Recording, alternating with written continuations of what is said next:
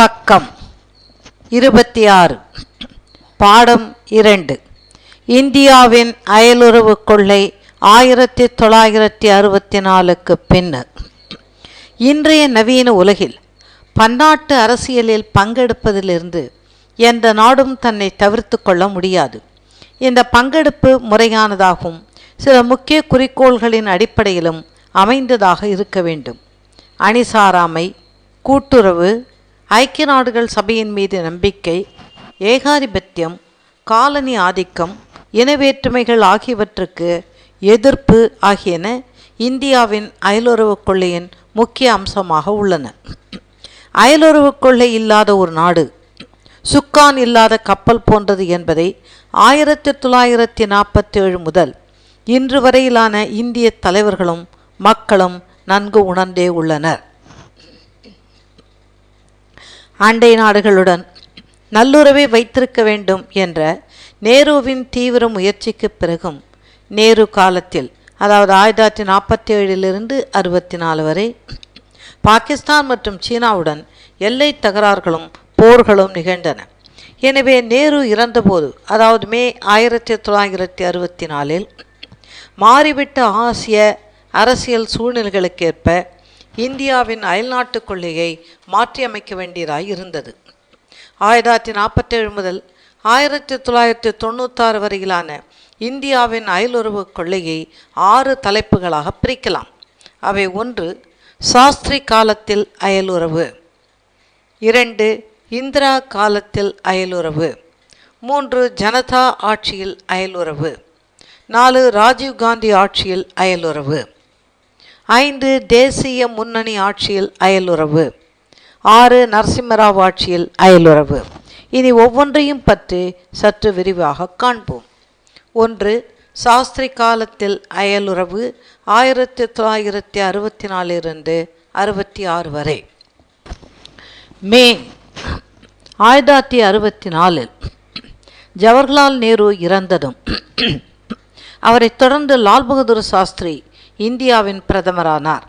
குறுகிய காலமே, அதாவது ஜூன் 1964 முதல் ஜனவரி 1966 வரை ஆட்சியில் இருந்த சாஸ்திரி தன் அயலுறவில் அண்டை நாடுகளான நேபாளம், பர்மா, ஸ்ரீலங்கா ஆகியவற்றுடனான உறவை வலுப்படுத்துவதை முக்கிய நோக்கமாக கொண்டிருந்தார்.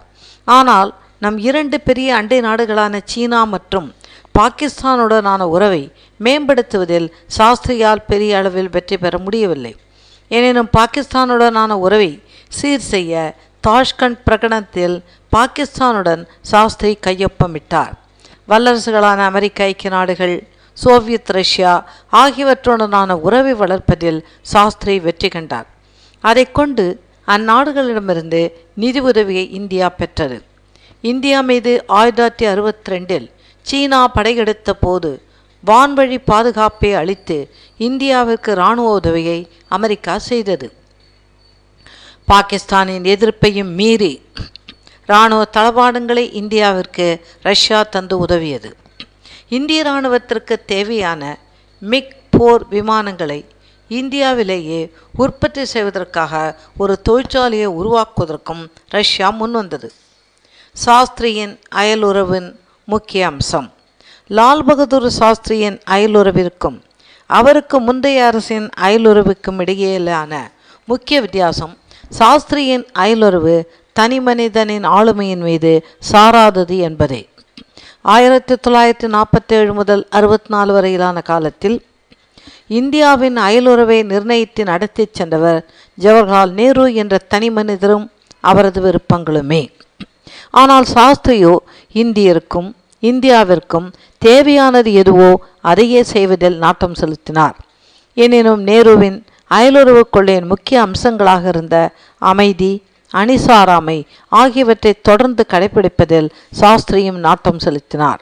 பன்னாட்டு அமைதியை உருவாக்கி அதன் மூலம் இந்திய அமைதியை பேண முடியும் என்பதில் ஆழ்ந்த நம்பிக்கை கொண்டிருந்த சாஸ்திரி அப்பணியில் தம்மை ஈடுபடுத்தி கொண்டார்.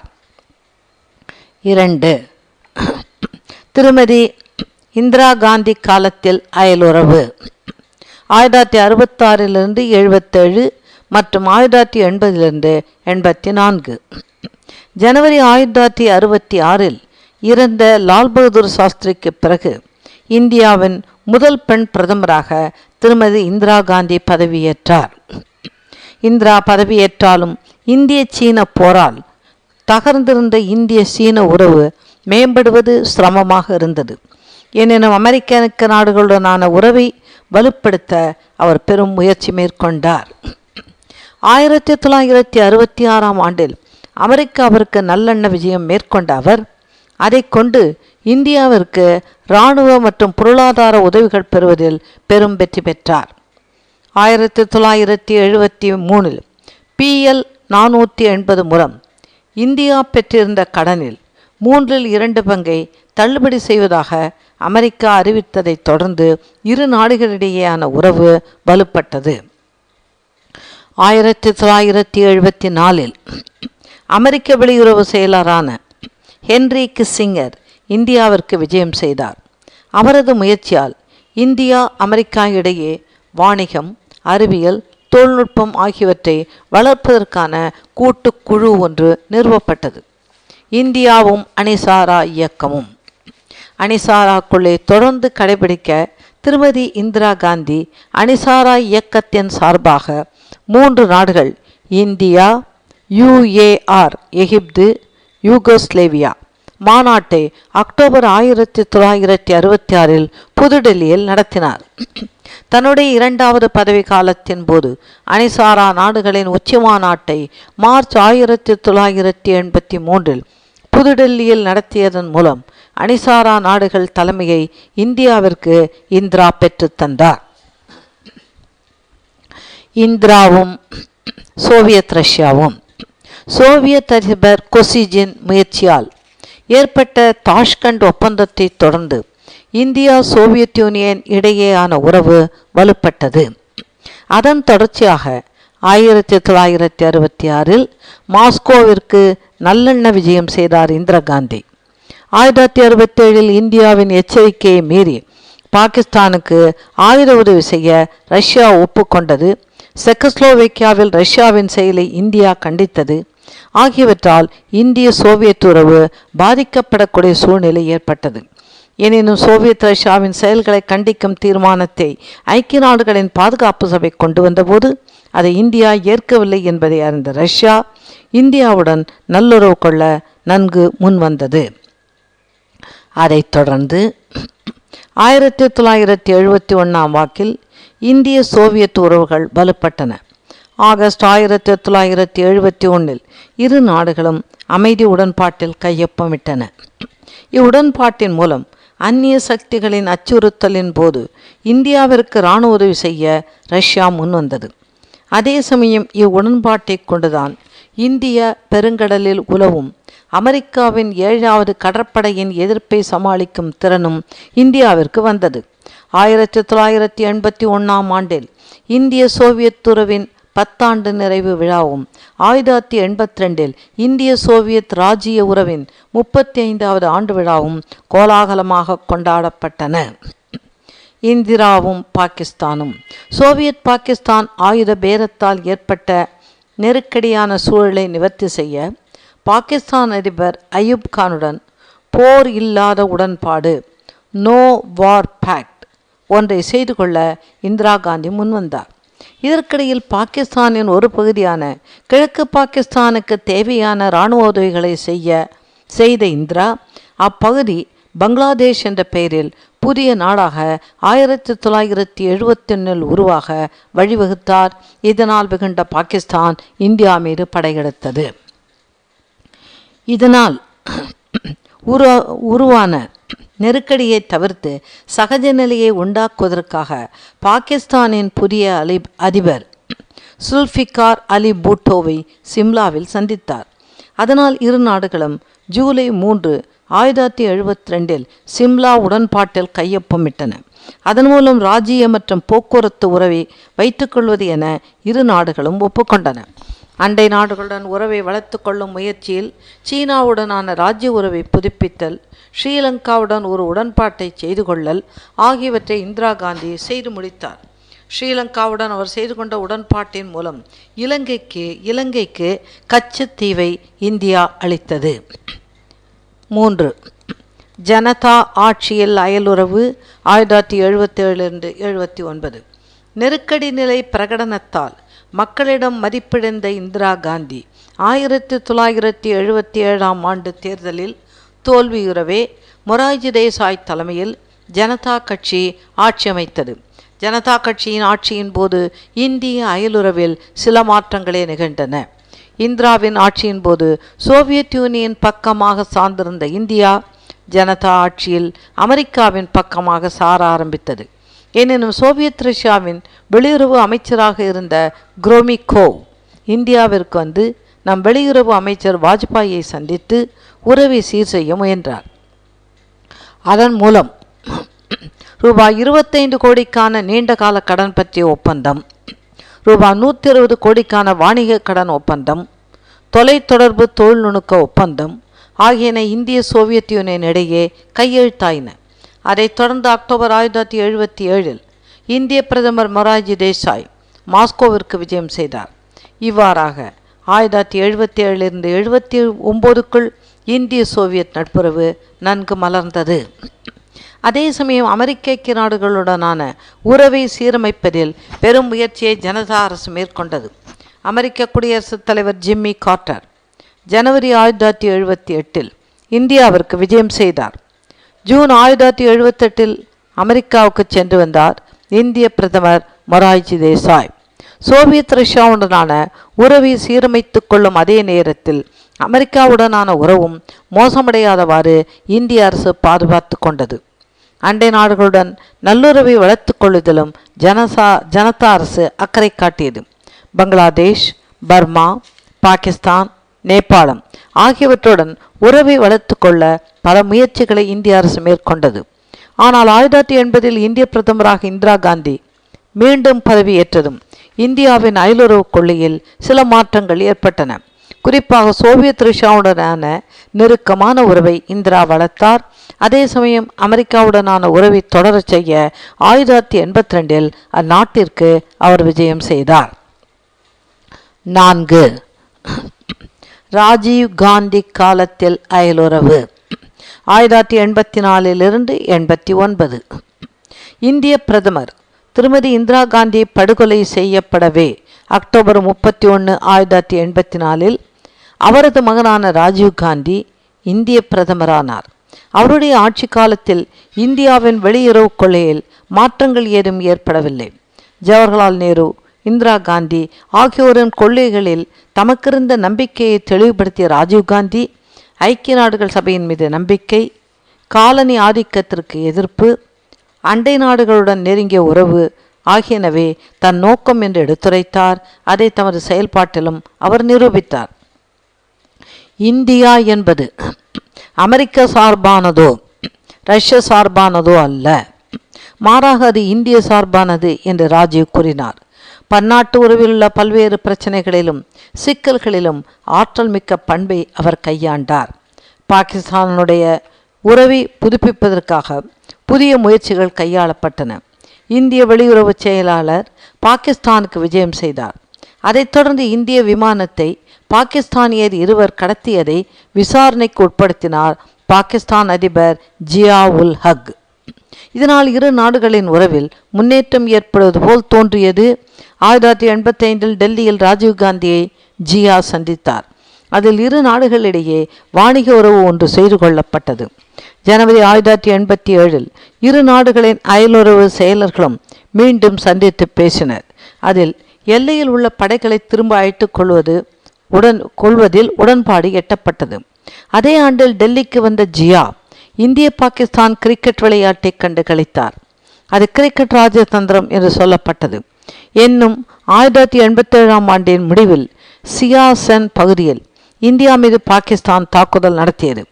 இவ்வாறாக இரு நாடுகளிடையே பகைமை ராஜீவ் காலத்திலும் தொடர்ந்தது. 1986 இலங்கையுடன் ராஜீவ் காந்தி செய்து கொண்ட ஒப்பந்தத்தின் மூலம் இலங்கையில் உள்ள இந்தியா வம்ச வழி தமிழர்களின் குடியுரிமை பற்றிய சிக்கலுக்கு தீர்வு ஏற்பட்டது. 1987 ஏற்பட்ட ராஜீவ் ஜெயவர்தனை ஒப்பந்தம் இந்திய அமைதிப்படையை இலங்கைக்கு அனுப்ப வகை செய்தது. மாலத்தீவின் அதிபர் அப்துல் கயாமுக்கு எதிராக புரட்சியாளர்கள் செய்த திடீர் புரட்சியை இந்திய படையை கொண்டு ஒடுக்கியது, பங்களாதேஷுக்கு ராஜீவ் செய்த விஜயம் ஆகியன நம் அண்டை நாடுகளாக உறவை வளர்ப்பதில் ராஜீவ் செய்த முயற்சிகளாகும். அமெரிக்க ஐக்கிய நாடுகள், சோவியத் ரஷ்யா, பிரான்ஸ், சீனா, ஐரோப்பிய, ஆசிய மற்றும் லத்தீன் அமெரிக்க நாடுகள் ஆகியவற்றுக்கு 1985 ராஜீவ் மேற்கொண்ட விஜயம் பன்னாட்டு உறவை பலப்படுத்த உதவியது. புதுடெல்லியில் 1985 அணிசாரா இயக்கத்தின் 6 நாடுகள் மாநாட்டை நடத்தியதன் மூலம் அணிசாரா இயக்கத்திலும் படைக்குறைப்பிலும் தனக்குள்ள ஈடுபாட்டை ராஜீவ்காந்தி நிரூபித்தார். 5. தேசிய முன்னணி ஆட்சியில் அயலுறவு 1989 இந்திய அரசியலில் காங்கிரஸ் அல்லாத கட்சியான தேசிய முன்னணி 1989க்கு ஆட்சிக்கு வந்தாலும் இந்தியாவின் அயலுறவு கொள்கையில் வித்தியாசமான மாற்றம் ஏதும் ஏற்படவில்லை. அணிசாராமையிலும் பஞ்சசீல கொள்கையிலும் நம்பிக்கை, ஆயுத குறைப்புக்கும் ஆயுத கட்டுப்பாட்டுக்கும் ஆதரவு, 3வது உலக நாடுகளுடன் ஐக்கியம், நிற இன வேற்றுமைக்கும் காலனி ஆதிக்கத்திற்கும் எதிர்ப்பு, சுதந்திரமான அயலுறவு ஆகிய புதிய ஆட்சியிலும் தொடர்ந்து கடைபிடிக்கப்பட்டன. 1989-90 இந்திய பிரதமர் பி சிங்கும் இந்திய வெளியுறவுத்துறை அமைச்சர் கே குஜ்ராலும் மேற்கூறிய கூறுகளில் தங்களுக்குள்ள ஆழ்ந்த நம்பிக்கையை வெளிப்படுத்தினர். ஆனாலும் அண்டை நாடுகளுடன் நல்லுறவை வளர்ப்பதில் தேசிய முன்னணி அரசு அதிக அக்கறை காட்டியது. இந்திய நேபாள, இந்திய இலங்கை மற்றும் இந்திய பாகிஸ்தானிய உறவுகளில் ஏற்பட்ட இறுக்கம் பன்னாட்டு உறவில் முக்கிய முடிவுகளை மேற்கொள்ள வேண்டிய அவசியத்தை அரசுக்கு உணர்த்தியது. உலக அமைதி. ஏழை நாடுகளில் ஒன்றான இந்தியா தன்னுடைய பொருளாதாரத்தை உருவாக்கும் பெரும்பணியை செய்ய வேண்டியுள்ளது. அப்பணியை செய்வதற்கு அமைதி அவசியம் என்பதை இந்திய தலைவர்களும் மக்களும் நன்கு உணர்ந்துள்ளனர். இந்தியாவிலும் அண்டை நாடுகளிலும் நிலவும் அமைதியே நாளை சிறப்பான வாழ்வுக்கு அவசியம் என பி சிங் கருத்து தெரிவித்தார். இப்பணியில் தன்னை முழுமையாக ஈடுபடுத்திக் கொண்டதன் மூலம் உலக அமைதியை உருவாக்கும் முயற்சியில் இந்தியா ஈடுபட்டது. அணிசாரா இயக்கம். ராஜீவ்காந்திக்கு பிறகும் அணிசாரா இயக்கத்தில் நம்பிக்கை கொண்டதாகவே இந்திய அரசு இருந்தது. அணிசாரா இயக்கத்திற்கு முழு ஒத்துழைப்பை இந்தியா நல்கியது. இதே காலத்தில்தான் ஐரோப்பிய நாடுகள் பலவும் அணிசாரா இயக்கத்தில் நம்பிக்கை தெரிவித்தன. இவ்வாறாக அணிசாரா இயக்கத்தில் முழு ஈடுபாடு கொண்ட தேசிய முன்னணி அரசு வளரும் நாடுகளின் சமூக, பொருளாதார மற்றும் பண்பாட்டு வளர்ச்சிக்கு வழி செய்தது. நல் அயலவர் என்ற கோட்பாடு. தெற்காசிய நாடுகளுடன் நல்லுறவை உருவாக்குவதற்கு தேசிய முன்னணி அரசு முக்கியத்துவம் அளித்தது. அண்டை நாடுகளுடனான உறவை புதுப்பித்து அதை வலுப்படுத்துவதையே முக்கிய நோக்கமாக தம் அரசு கொண்டுள்ளது என பி சிங் தெரிவித்தார். இலங்கை இனப்பிரச்சனையில் இலங்கை அரசுக்கு உதவ இலங்கைக்கு சென்று இந்திய அமைதிப்படை IPKF திரும்ப பெறப்பட்டது. இனி இலங்கை அரசு LTTE இடையேயான பேச்சுவார்த்தை முறிந்து இலங்கையில் குழப்பமான சூழ்நிலை ஏற்பட்டது. இதனால் இலங்கை தமிழர்கள் அகதிகளாக மீண்டும் ஒருமுறை இந்தியாவிற்கு வந்தனர். இவ்வாறாக இலங்கை பிரச்சனையில் சரியான தீர்வை எட்ட இந்திய அரசு தவறியது. காஷ்மீர் தீவிரவாதிகளுக்கும் பஞ்சாப் பிரிவினைவாதிகளுக்கும் தொடர்ந்து பாகிஸ்தான் ஆதரவளித்தது. காஷ்மீர் பிரச்சனையை மீண்டும் ஒரு முறை ஐக்கிய நாடுகள் சபைக்கு பாகிஸ்தான் கொண்டு சென்றது. அமைச்சரவை செயலர் அளவிலான பேச்சுக்கள் மூலம் தீர்வு எட்ட முயற்சி செய்யப்பட்டது. ஆனால் தீர்வுதான் எட்டவில்லை. 1990 பாகிஸ்தானில் பூட்டோவின் ஆட்சிக்கு பிறகு ஏற்பட்ட ஜியா உல் ஹக்கின் ஆட்சி இந்தியா பாகிஸ்தான் இடையே ஏற்பட்ட சிம்லா உடன்பாட்டை அமுல்படுத்தவில்லை. இவ்வாறாக நல் அயலவர் கொள்கையை தேசிய முன்னணி அரசு பின்பற்றுவதற்கு தடைக்கல்லாக பாகிஸ்தான் இருந்தது. 1989-90 இந்திய நேபாள உறவு தொடர்ந்து மலர்ந்தது. பங்களாதேஷ், பூட்டான், மாலத்தீவுகள் ஆகியவற்றுடனான உறவும் நட்பு முறையிலும் பரஸ்பர கூட்டுறவு முறையிலும் அமைந்திருந்தது. இந்தியா சீனா இடையேயான எல்லை தகராறுகள் தொடர்ந்தன. அதன் மூலம் இரு நாடுகளிடையேயான சமூக பொருளாதார ஒத்துழைப்புகள் இன்னமும் மலர வேண்டியதாகவே இருந்தது. ஆப்கானிஸ்தானத்தில் ஏற்பட்ட அந்நிய அரசுகளின் தலையீட்டை இந்தியா கண்டித்தது. ஆனால் குவைத்தை ஈராக் முற்றுகையிட்டு கைப்பற்றிய போது ஈராக்கிலிருந்து கச்சா எண்ணெய் பெற வேண்டியிருந்ததால் தீர்மானமான முடிவு ஒன்று எடுப்பதில் தேசிய முன்னணி அரசு தடுமாறியது. ஆயுத குறைப்பு, ஆயுத தடுப்பு, ஐக்கிய நாடுகள் சபையின் அமைதி பணி, சுற்றுப்புற சூழ்நிலையை பாதுகாப்பதற்கான நடவடிக்கைகள் ஆகியவற்றிலும் தேசிய அரசு தன்னை முழுமையாக ஈடுபடுத்திக் கொண்டது. தேசிய முன்னணி அரசு கவிழ்ந்து பின்னர் அக்டோபர் 1990 பதவியேற்ற சமாஜ்வாதி ஜனதா கட்சியின் சந்திரசேகர் ஆட்சியால் பன்னாட்டு உறவில் அதிக கவனம் செலுத்த முடியவில்லை. வளைகுடா சிக்கல், ஈராக்கிற்கான கூட்டு முயற்சிகள், அந்நிய செலாவணி சிக்கல் ஆகியன அச்சமயத்தில் அரசு எதிர்கொள்ள வேண்டிய முக்கிய பிரச்சனைகளாக இருந்தன. சந்திரசேகரின் சிறுபான்மை அரசால் எந்த ஒரு முக்கிய பிரச்சனையிலுமே முடிவெடுக்க முடியவில்லை. அதனால் பன்னாட்டு பிரச்சனைகளில் அவ்வளவாக அவ்வரசு தன்னை ஈடுபடுத்திக் கொள்ள முடியவில்லை. முடிவாக தேசிய முன்னணி அரசும் சந்திரசேகரின் அரசும் மரபு வழியான அயலுறவு கொள்கையை பின்பற்றியதுடன் அனைத்து நாடுகளுடனும் நட்புறவும் கூட்டுறவும் கொண்ட கொள்கையை கடைபிடித்தன. எனினும் அக்கொள்ளையில் புதிதாக எவ்வித முடிவையும் அவை எடுத்துவிடவில்லை என்பதும் உண்மை. 6. நரசிம்மராவ் ஆட்சியில் அயலுறவு 1991 95 வரை. சந்திரசேகரின் சிறுபான்மை அரசு வீழ்ச்சியுறவே 1991 ஆண்டின் கோடை காலத்தில் நடைபெற்ற பாராளுமன்ற தேர்தலில் ராஜீவ்காந்தியின் படுகொலையால் பெரும்பான்மையான இடங்களில் காங்கிரஸ் கட்சி வெற்றி பெற்றது. அக்கட்சியின் தலைவரான நரசிம்மராவ் இந்திய பிரதமரானார். நரசிம்மராவின் ஆட்சி பல ஆண்டுகளாக ஆட்சி செய்து வந்த காங்கிரசின் ஆட்சியாக தொடர்ந்தது. இந்திய அயலுறவிலும் அது பரிணமித்தது.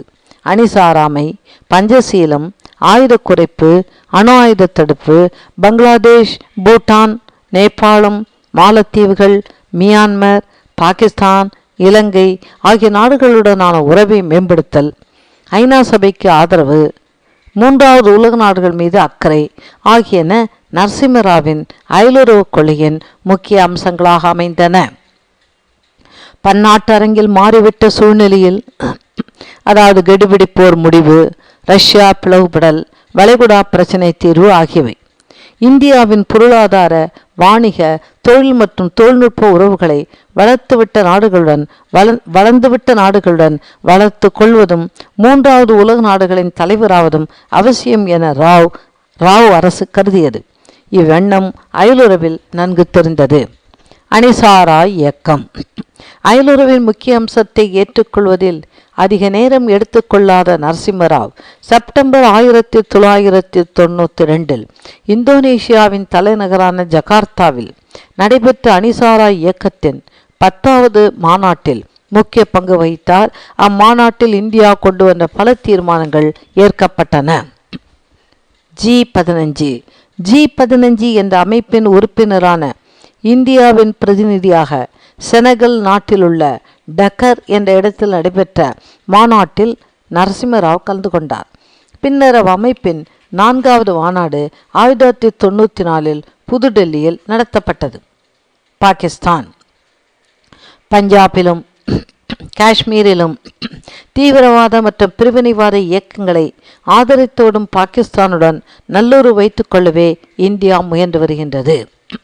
இந்திய பாகிஸ்தான் எல்லை சிக்கலை தீர்க்க நவம்பர் 1994 ஒரு பேச்சுவார்த்தை நடத்த இந்தியா முயன்றது. வல்லரசுகள் 1991 முதல் வல்லரசான அமெரிக்க ஐக்கிய நாடுகளுடனான இந்தியாவின் உறவு மேம்பட்டு வருகின்றது. எனினும் இரு நாடுகளிடையே சில கருத்து வேற்றுமைகள் இருந்துதான் வருகின்றன. உதாரணமாக, அமெரிக்காவின் வற்புறுத்தலை மீறியும் அணு ஆயுத தடை ஒப்பந்தத்தில் கையெழுத்திட இந்தியா மறுத்து வருவது அமெரிக்காவுக்கு எரிச்சலை ஏற்படுத்தி உள்ளது. இதற்கிடையில் அமெரிக்க பாதுகாப்பு மற்றும் வாணிகத்துறை செயலர்கள் ஜனவரி 1995 இந்தியாவிற்கு விஜயம் செய்து இந்திய அமெரிக்க உடன்பாடுகள் பலவற்றை ஏற்படுத்தியுள்ளனர். அனைத்து நாடுகளுமே அணு ஆயுத பரவலுக்கு ஒப்புக்கொண்டால் மட்டுமே இந்தியாவும் ஒப்புக்கொள்ளும் என இந்தியா கூறி வருகின்றது. உலக பிரச்சனைகள். சமீபத்தில் உலக பிரச்சனைகளை தீர்ப்பதில் இந்தியா அதிக ஆர்வம் காட்டுகின்றது. உலகின் மத்திய கிழக்கு பகுதியில் அமைதியை ஏற்படுத்துவதற்கான பேச்சுவார்த்தைகளில் பங்கு கொள்ளல், பஞ்சம், பசி, நோய் ஆகியவற்றிலிருந்து சோமாலியா நாட்டை மீட்பதற்கான முயற்சிகள் ஆகியன இந்தியாவின் ஆர்வத்தை காட்டும் சில செயல்களாகும். உலகின் சுற்றுச்சூழலை காப்பாற்ற ரியோ டி ஜெனீரோவில் நடைபெற்ற மாநாட்டில் இந்தியா பங்கு பெற்றது. எகிப்தின் தலைவர் கெய்ரோவில் செப்டம்பர் 1994 நடைபெற்ற ஐக்கிய நாடுகள் சபையின் மக்கள் தொகை மற்றும் வளர்ச்சி மாநாட்டில் இந்தியா கலந்து கொண்டது. சிறிய பெரிய என்ற வித்தியாசமின்றி அனைத்து நாடுகளும் அணு ஆயுத தடையை ஒப்புக்கொண்டு உலக அமைதியை ஏற்படுத்தும் நாள் விரைவில் வரும் என இந்தியா அதிக நம்பிக்கை வைத்துள்ளது. அதனால்தான் அணு தொழில்நுட்பத்தை நற்காரியங்களுக்கு மட்டுமே இந்தியா பயன்படுத்தி வருகின்றது. WTO என்ற பெயர் மாற்றம் பெற்ற GATT என்ற உலக வர்த்தக அமைப்பில் ஜனவரி 1995 இந்தியா சேர்ந்தது. எந்த ஒரு லாபத்திற்காகவும் இன்றி உலக நன்மைக்காகவே பல்வேறு அமைப்புகளில் சேர்ந்துள்ள இந்தியா வளரும் மற்றும் வளராத நாடுகளின் தலைவராக திகழ்ந்து வருகின்றது. முடிவுரை. அமைதி, நட்பு, பரஸ்பர கூட்டுறவு ஆகியனவே இந்திய அயலுறவின் மாறாத அம்சங்களாக இருந்து வருகின்றன. அரசியல் மாற்றங்களோ உலக வல்லரசுகளின் கட்டாயங்களோ இந்தியாவின் அயலுறவை மாற்றிவிடவில்லை. வல்லரசுகளின் நட்பை பெற்றுள்ள அதே நேரத்தில் மூன்றாவது உலக நாடுகளின் நட்பையும் இந்தியா பெற்றுள்ளது. இதனால் அமைதி மற்றும் ஜனநாயகத்தின் பாதுகாவலனாக இந்தியா உருவாகி உள்ளது. 1964க்கு பிறகு இந்தியாவின் அயலுறவு என்பது 1947 முதல் இந்தியா கடைபிடித்து வரும் கொள்கையின் தொடர்ச்சியே ஆகும். மதச்சார்பின்மை, அணிசாராமை ஆகிய இந்தியாவின் அயலுறவின் கூறுகளை அனைத்து நாடுகளும் பாராட்டி வருகின்றன. அப்பாராட்டை இந்தியாவிற்கும் உலக அரங்கில் சிறப்பான இடத்தை பெற்று தந்துள்ளது. வினாக்கள். 1. 1994 ஆண்டு முதல் இந்தியாவின் அயலுறவை பரிசீலனை செய்க. 2. அணிசாரா இயக்கத்திலும் ஐக்கிய நாடுகள் சபையிலும் இந்தியாவின் பங்கினை எழுதுக. 3. தன் அண்டை நாடுகளுடனான நல்லுறவை வளர்ப்பதில் இந்தியா செய்த முயற்சிகளை பட்டியலிடுக.